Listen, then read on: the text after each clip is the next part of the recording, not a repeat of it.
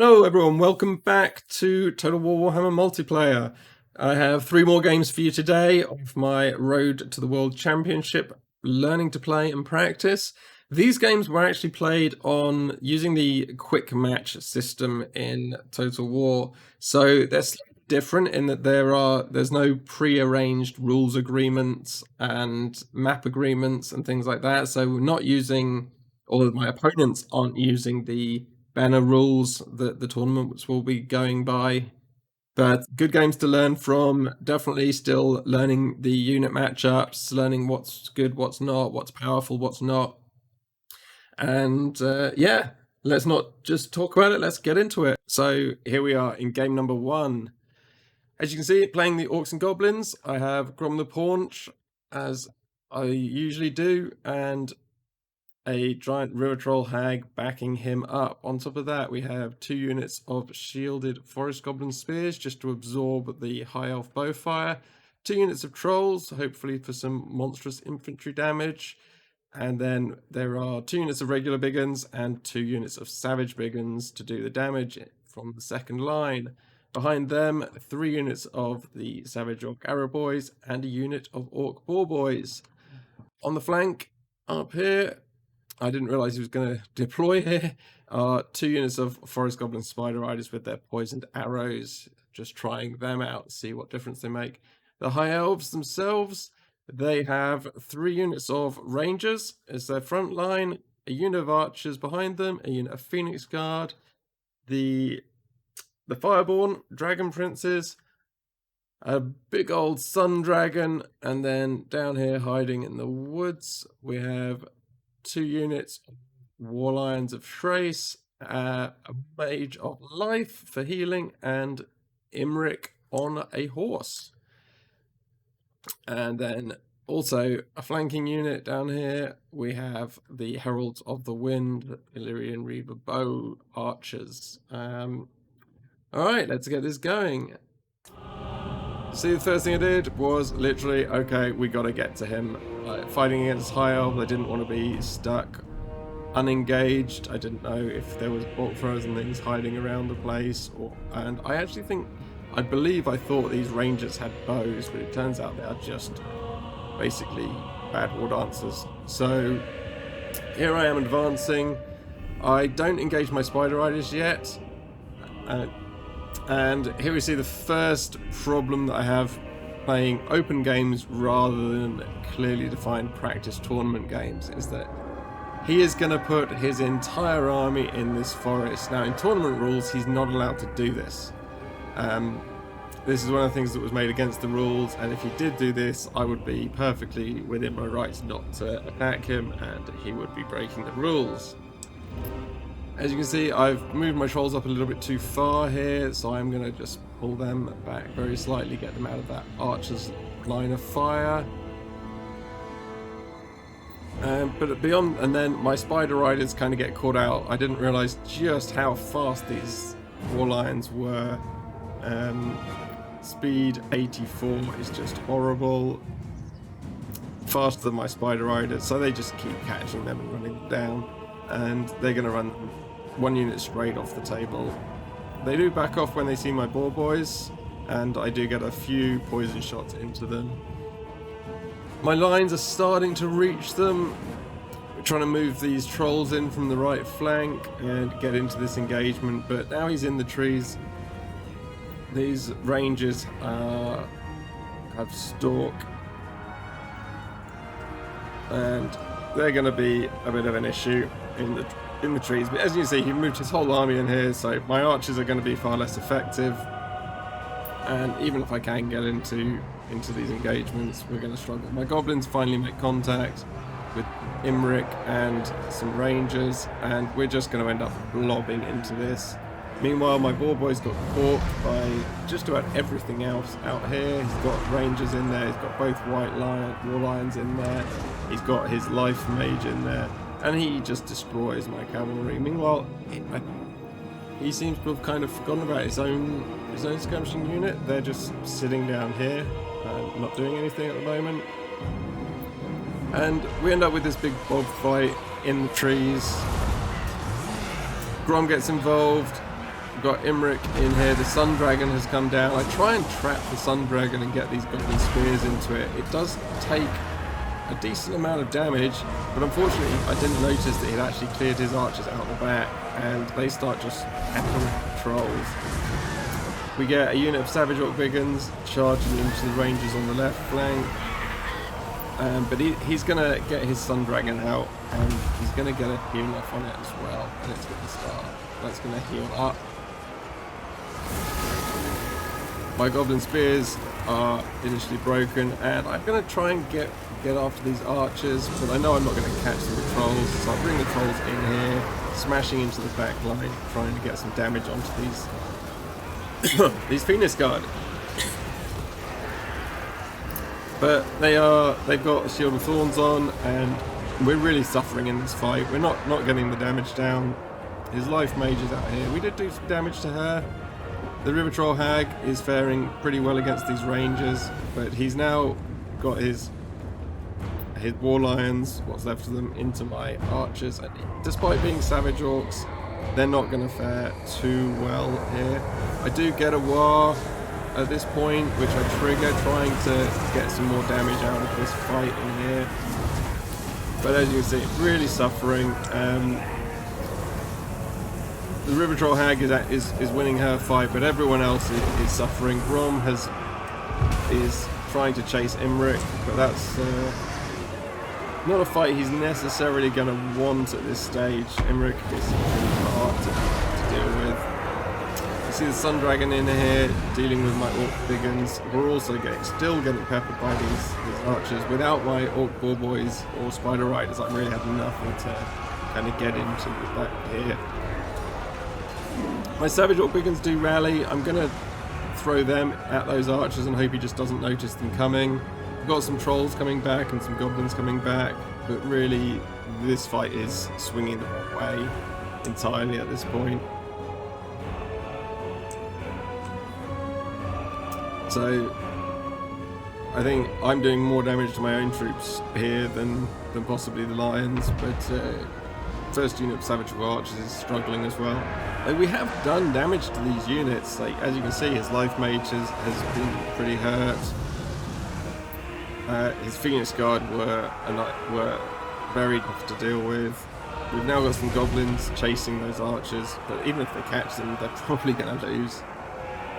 So the Biggins in here, we've taken one unit of Rangers right down, but with his whole army just sort of blobbed up like this, he's got very good leadership compared to me, so my units are going to keep routing away. Grom is gone.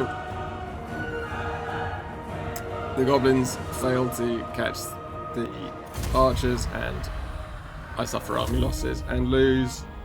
I didn't play the matchup particularly well. I was testing out the regular trolls to see how they'd do, and they didn't do very well.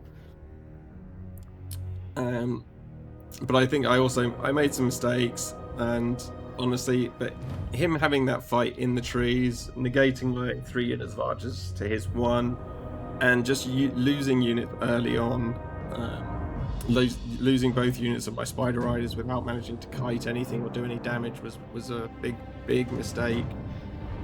Those 2 versus his 1 Reavers could have been a good matchup for me instead, and throwing my Boar Boys away into that last charge that he got off cost me a unit that again could have gone after those archers and stopped them just sitting and peppering the unit the entire time. So as you can see, Grom did okay damage, but really just got stuck. The River Troll Hag just spent her time not really doing what she should be doing. The Goblins did alright for what they are. Some of the Biggins did okay. Again, Savage Orc Biggins, this unit managed to... I think they were the ones that dismembered one of the units of Rangers. Really, I should have just got the 4 units of Rangers into the Biggins, the 4 units of Biggins into their Rangers, and tried to grind that out using the archers just to constantly hit the Sun Dragon. The Boar Boys needed to be kept alive to go after his archers once the engagement started, and these guys needed to be kiting. The trolls, not great.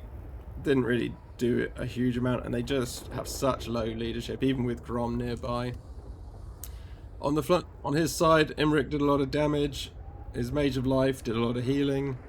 These Rangers all did pretty well. The Phoenix Guard they didn't do a huge amount of damage, and they definitely didn't earn their money back, but they're just such a tough thing to kill. They're not a road bump, they're just a brick wall. His archers dealt good damage. The Dragon Princes, again, weren't hugely effective, and he definitely could have got them into my back lines and done more with them, but still. These guys he forgot about. The 2 War Lions, though, fantastic value, 2,000 points between them, and then the Sun Dragon did a huge amount of damage. Okay, here we are, game number 2. Once again, back on my Tomb Kings. I'm quite enjoying playing the Tomb Kings. I've never really played a campaign with them, but I'm definitely enjoying them in multiplayer. We have Grand Hierophant Khatep as my legendary lord. I did fail to put him on a casket. I didn't mean to. It was kind of the point of this build, but that seems to have not happened. So that's a mistake to start with. But he's still a good caster, and he will draw some fire from the enemy, hopefully. Next to him, we have a Necrotect looking after a Necro Sphinx, 2 units of Ushabti with great bows, and this time 2 Screaming Skull catapults to try and put dents in those big clumps of Saurus that I expected to be facing. Out front, we have Skeleton Warriors, 2 units of Tomb Guard, and some more Skeleton Warriors. 2 units of Skeleton Spearmen here guarding my catapults from the inevitable Pterodons, and I believe out on the flank somewhere, or hiding. No, I thought I had a unit of horsemen, but apparently not. Okay, on the Lizardman side, over here we've got 3 units of Chameleon Skinks that I have no idea are there at the beginning of the fight. A Skink Cohort, 4 units of Saurus Warriors, 2 Skink Cohorts, and then the Monster Mash. So we have Lord Mazdamundi just on his Palanquin himself. We have an Ancient Salamander, going to be setting fire to me, and then 2 Solar Engines, just long-range artillery to counter mine. So let's get into it and see how this goes. You'll see immediately my Screaming Skulls have targets in range. I'm going to move up my right flank, given that he deployed centrally, just to get my Ushabti bows in range to begin with. And he's going to very quickly realise that he can't just stand back and take these shots. You see, we've immediately killed 18 Skink Cohort just with that first impact. That one misses. I do then start getting these into the Saurus Warriors instead. We nail 3 Saurus Warriors with that shot. And the Ushabti bows start peppering into these Skinks as well. These guys are not going to have a good day as we get these in. The Screaming Skull starts going longer range.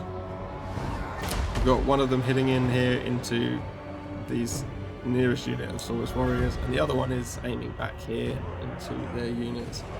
As expected, we did get a Pterodon charge. That went straight in after my War Machines. So we've got the Spearmen there to protect it, and we do bring in the unit of Skeleton Warriors, and the Necrotect charges in as well, just trying to break them off, get rid of them.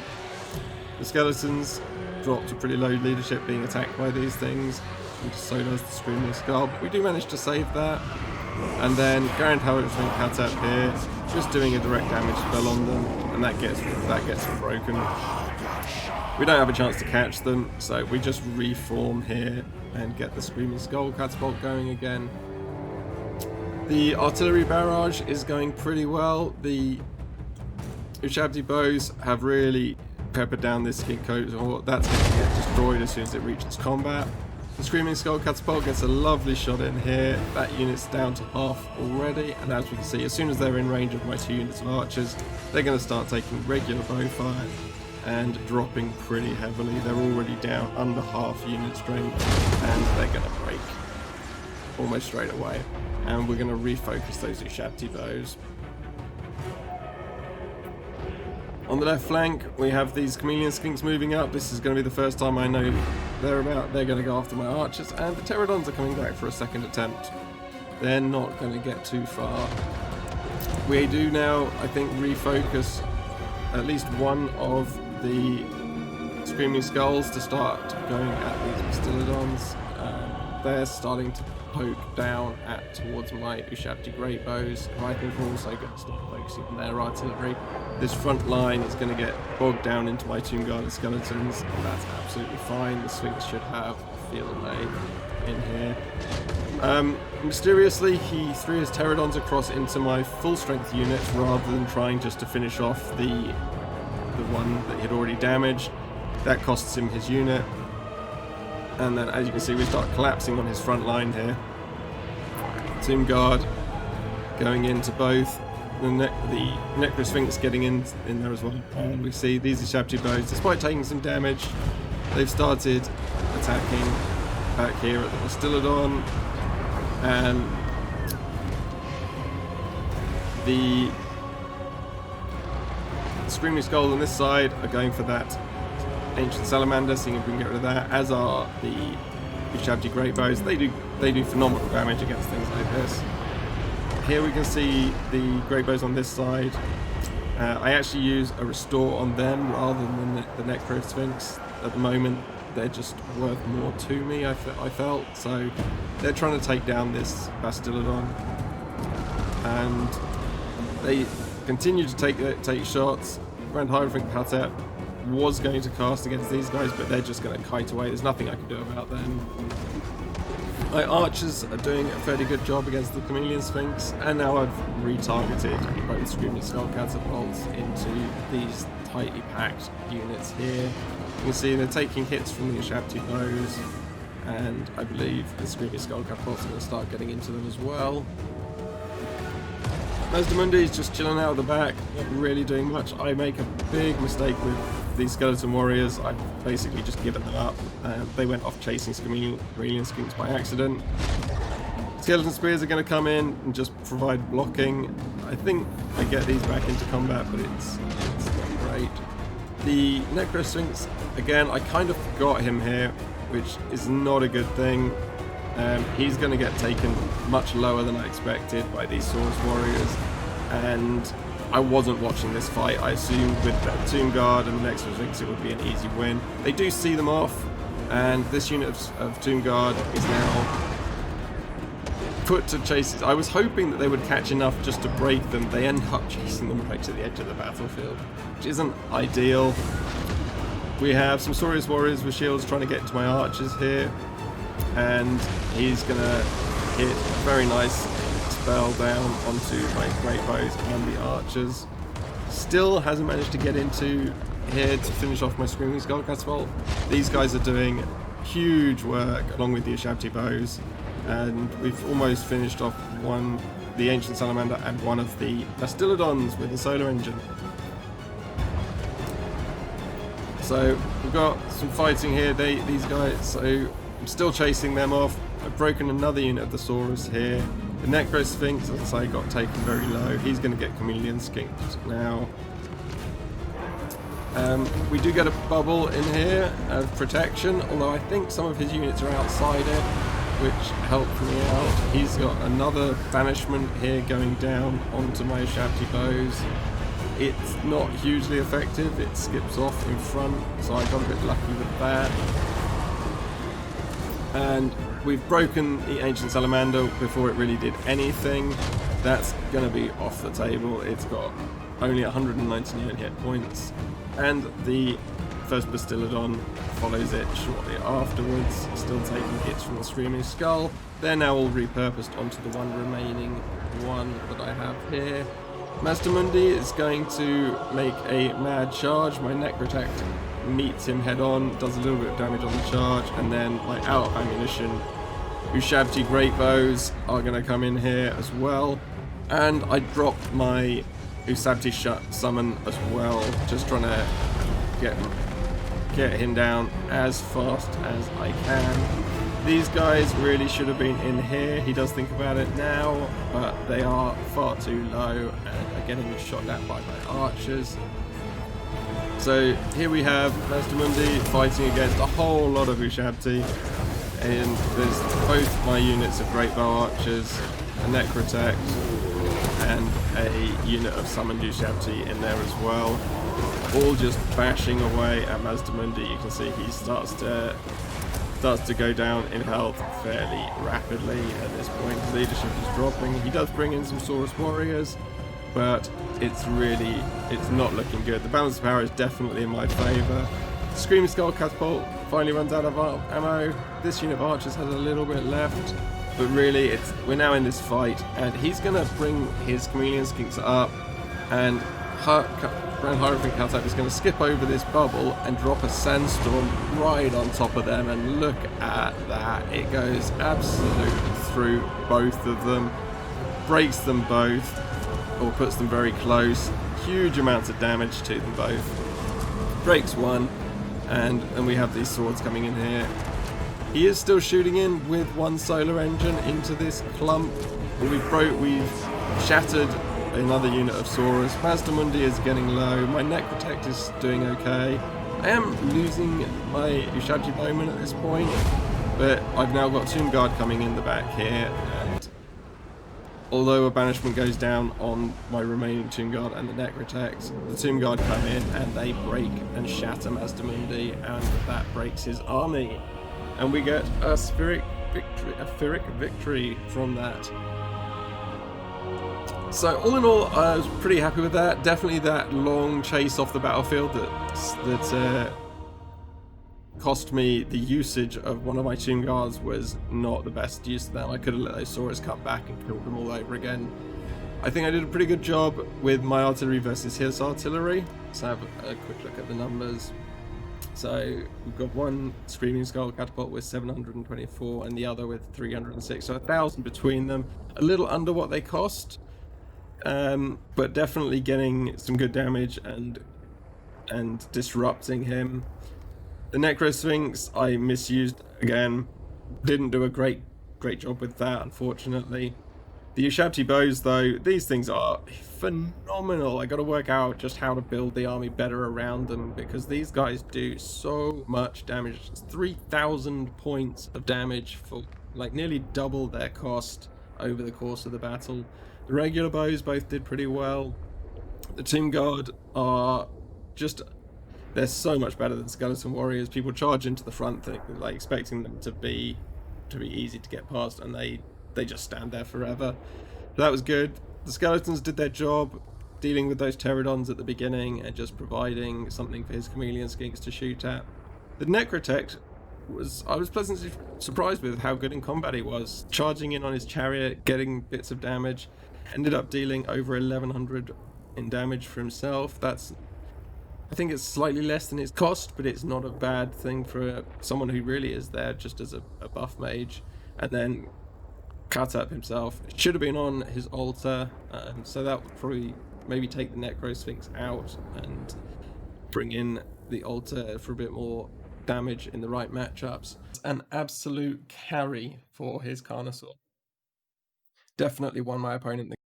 Alright, here we are. I'm on my favourite faction, or one of my favourite factions, the Wood Elves. It's the army I've played the longest on the tabletop. And here I'm up against another Lizardman army, this time the Cult of Sotek. So for myself, I have a Glade Lord on a dragon. I actually brought the wrong Glade Lord. I meant, skill-wise, I meant to bring the female Glade Lord. Instead, I brought the male Glade Lord, who's a bit more focused towards the ground fighting, as opposed to the female Glade Lord, who I believe is a bit more focused towards archery.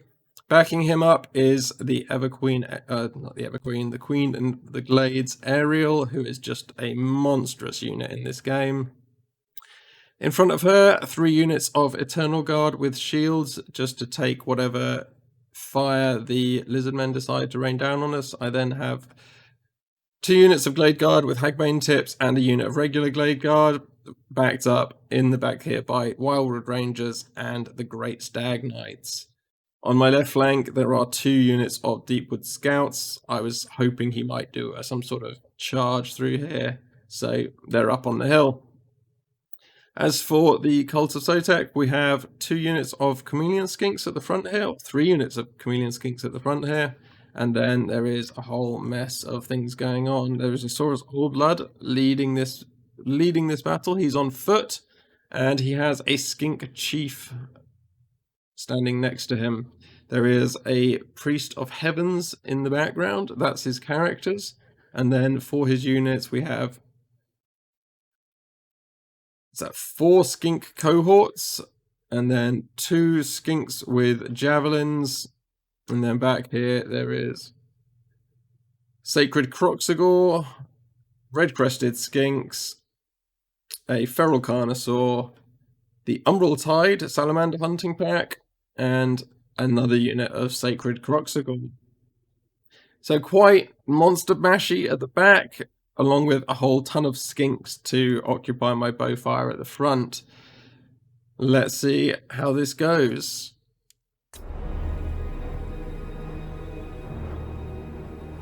Alright, as you can see, he's gonna start moving up, and I'm gonna try and cut him off here to try and stop him taking this hill on my left flank, just moving up enough to make him think twice. My Deepwood Scouts just open up on some skinks that are nearby, and they decide they'd rather not take all that damage, and they move back a little bit and then just take a bit of a pummeling from these guys. Wood Elf Bowfire really is, I love how it's implemented in the game. It's supposed to be the best archers in the world, and it really feels like it, which is phenomenal. So he's going to back up a little bit, stop taking quite so much fire. Meanwhile, he does bring these guys round on the flank. So I'm going to get a little bit unlucky because I'm going to discover that he has all these chameleon skinks out here, and my dragon is going to take some damage from them. Meanwhile, I'm just going to take some pot shots at his Heaven's Priest with my Lord. You can see here I've got good range on him. So he's going to get some damage in on his Heaven's Priest, as he doesn't have the healing from a life mage of any kind that you would get, although I think what was this? Yeah. I know, harmonic convergence and something else. But I am going to get now attacked by these skinks in here up against my dragon. So I'm going to take a little bit. Again, Deepwood Scouts trying to get that Heaven's Priest down. We get some good damage in. My regular archers are now shooting at this javelin cohort, and my dragon is going to get off a breath attack, gets some good damage, and kills 12 models. And then he's gonna back up, as I've realised I've kind of been surrounded here. So my Deepwood Scouts get some return of fire in, and I then make it my usual what do I do with my Lord mistake, and I just send him. Oh well, I did back off, but we break the first unit of skinks here, or at least we thought about breaking the first unit of skinks, and then we just back off and hold. So I'm going to bring my Great Stalagmites around through these trees and see if I can't surprise some of these skinks, and we know they're there now, so we're gonna. He's hiding his Heaven's Priest right at the back at this point, and we've done a good amount of damage. The balance of power hasn't shifted; these are just skink cohorts, but we've got some good damage down and not really suffered much ourselves. A little bit on one of the unit archers, and here's where I make the mistake with my dragon.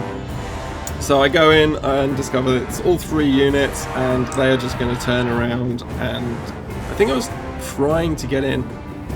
When I'm playing in the campaign, I have a flight mod that actually makes things move at a sensible pace in the air, and it's so frustrating to then come to vanilla and watch these flying units that are practically stationary, even though they're supposed to be flying units. It just doesn't make sense to me.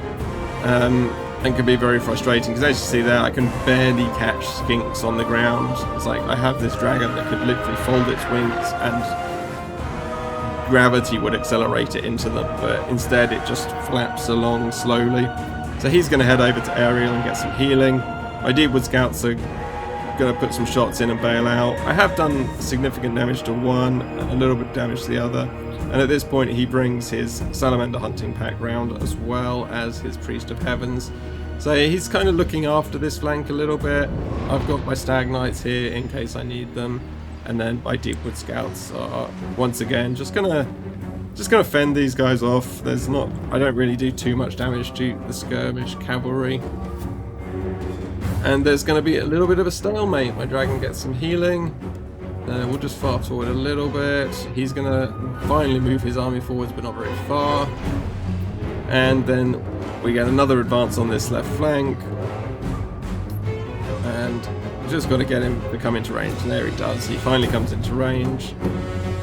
These chameleon skinks still aren't visible to me at this point. And as soon as they fire, they become visible, and we see my Deepwood Scouts once again opening up, but they are getting low on ammunition at this point, whereas his guys have still got an excellent amount of ammunition available.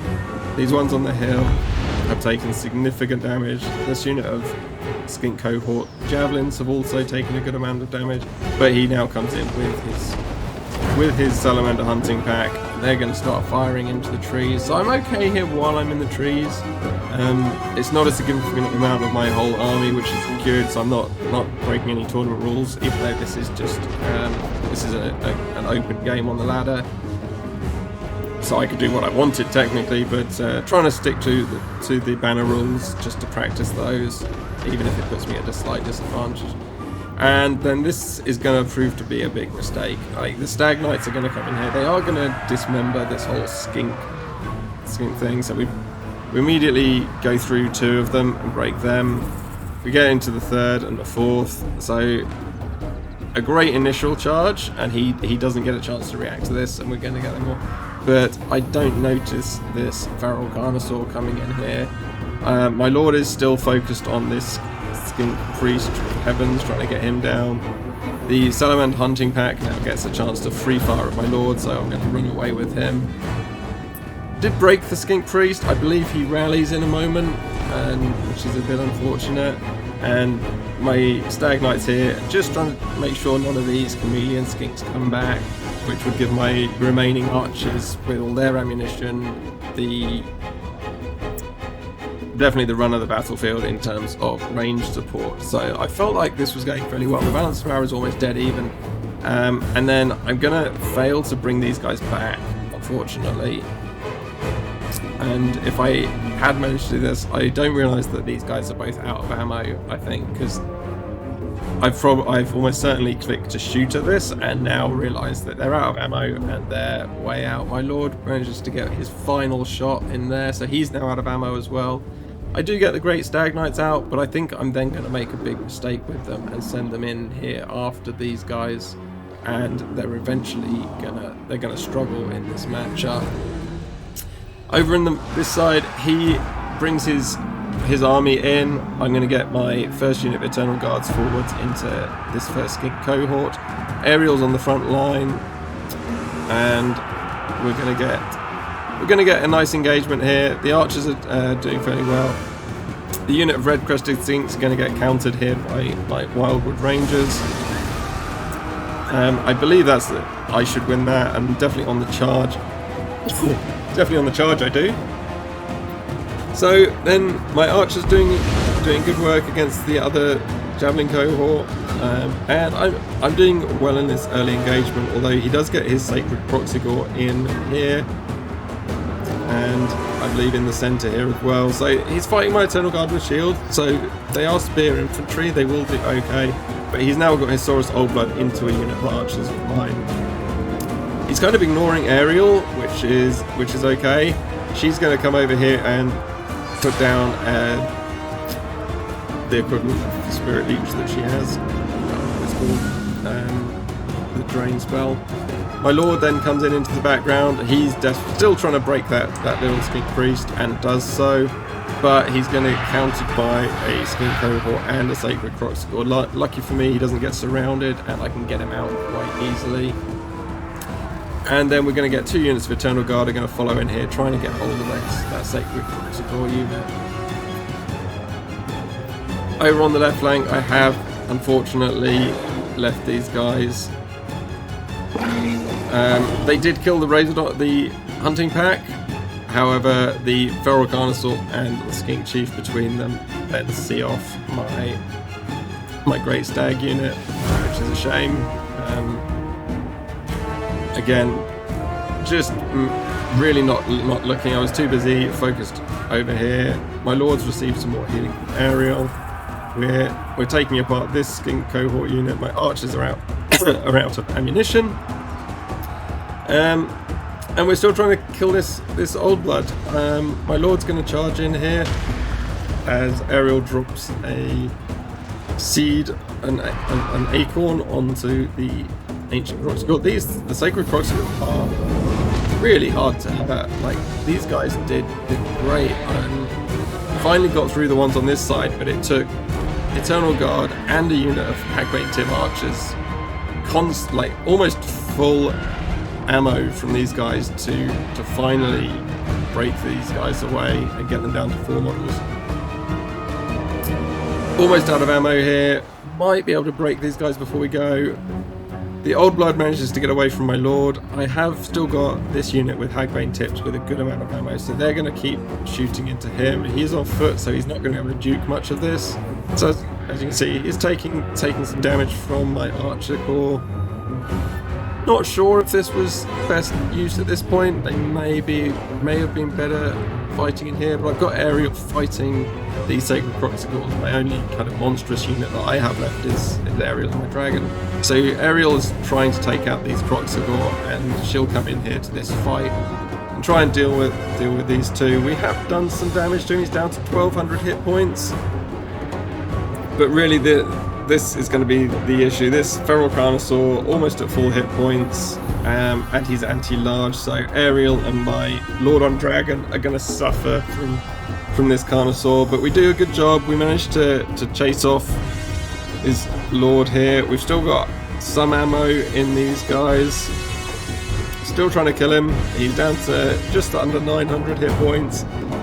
And then Aerial is going to take a big charge from this Carnosaur, and we see immediately a chunk of her health goes. My Dragon has bailed out of this fight with the Skink Chief. This unit of archers is all but done. My Wildwood Rangers have done fairly well. They're currently fighting the still fighting the red-crested skinks, but break them. My unit of Eternal Guard has broken. These guys are wavering. These ones are then going to try to come across the battlefield, but I'm out of ammo pretty much everywhere now.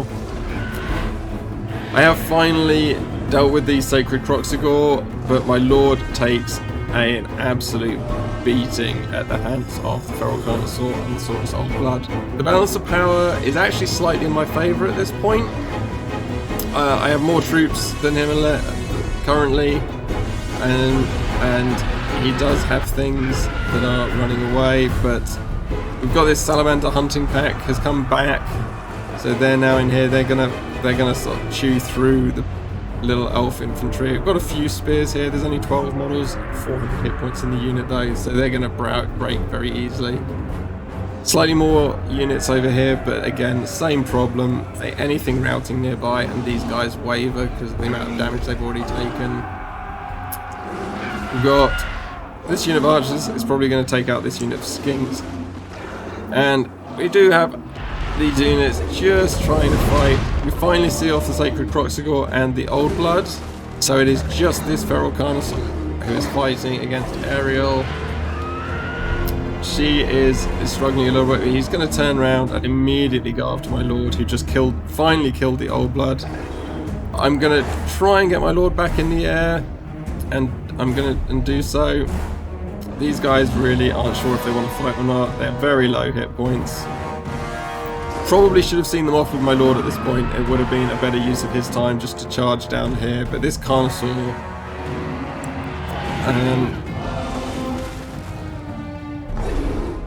is just munching on Aerial. The Salamanders are going to get into my one unit of archers, which have ammunition. That's a slight mistake. I could have intercepted with this other unit of Blade Guard, and probably should have done. They've got no ammo left. These guys were more valuable, so that was a small mistake there. We have had some stuff rally, and these Eternal Guard up here with 18 mods are going to chase off the Skink cohort, get them off the table. But the balance power, as you see, is coming back to even. We have a skink chief who's just going to slowly chew his way through this unit of archers. Ariel is losing to the Carnosaur. My lord does come in and break this unit of skinks, but again, the second I land, this Carnosaur comes charging across the battlefield, and I think here he's going to get on top of me, and yeah, so my lord gets broken, and this Carnosaur then just turns onto the Wildwood Rangers. Ariel ends up fighting the Salamander hunting pack at this point, and I try and get an hypothesis onto her just to heal herself up. But really, it's the game is definitely turning. Like a lot of the things that Wood Elves rely on, I don't have anymore. So I've got 3 units of pretty haggard Blade Guard and some Eternal Guard, a very wounded Ariel, and a Death's Bed Lord. 159 hit points on my Lord. He's basically a leadership for this point, so I'm going to try and get him back over here to help with leadership. But there is this Skink Chief with ammunition, unfortunately. He does 417 points of poison damage. So just the sight of him is going to see my lord off and shatter, and that is going to be game. Ariel will die, I believe. Yeah, and that's the game. So it was close. Definitely some misplays. The Great Stags being the problem, the real one, but also just not saving ammunition or putting early damage onto this Feral Carnosaur. He didn't have a life mage, so that could have made a big difference if I'd managed to do that. But just looking at some of the scores, my Glade Lord 1780, it's pretty good going. I felt I used him better in this battle, even though he did finally break. I definitely thought I got more out of him than I have done in the past. Ariel, 1,000 points and a lot of healing. She did well. The Eternal Guard are there to hold things up while we shoot them. They did their job. This one especially, dealing a significant amount of value. The Wildwood Rangers chewed through a whole bunch of stuff. 111 kills, 8,700 damage, 1,100 value. Pretty good going. The archers all paying for themselves and doing a good solid job. 153 kills on this unit. Probably all skinks, but it's still got to get rid of them somehow. And then the 2 units of Deepwood Scouts doing reasonably well between the 2 of them. And then the Great Stag Knights, they killed a lot of skinks in their charge and did do significant damage to the hunting pack, but again, just an unfortunate misuse. If I'd pulled them back after routing all those skinks off the table, I still would have had an almost full unit of these guys to use in that middle pack, and using them against things like those Ancient Crocs of Gore just on cycle charges and things like that. A really good game. That Saurus Old Blood was really tough to get rid of. Definitely could have done with getting rid of the Skink Chief a bit earlier, but really I've got to learn how to deal with things like this Feral Carnosaur in this game. It was the Dreadsaurian that did me over, and this game, coming into the end game with almost full hit points, just nothing left to deal with this Feral Carnosaur. And as you can see, like, his damage, 5,086 damage. That was an absolute carry for his Carnosaur. Definitely won my opponent the game. Okay, don't want to keep you guys too much longer. This has been a bit of a longer video than normal for these 3 games. Some of them dragged on a little bit and I had a bit to say. So I'll let you get on with your days. Thanks as always for watching. If you could like and subscribe, I would really appreciate it. If you have any ideas or suggestions, please feel free to drop me a comment or a message. If you'd like to play against me and have yourself on these recordings as my opponent, let me know. That would be fantastic. And until then, or until next time, stay safe, enjoy your Warhammer, and I'll see you then.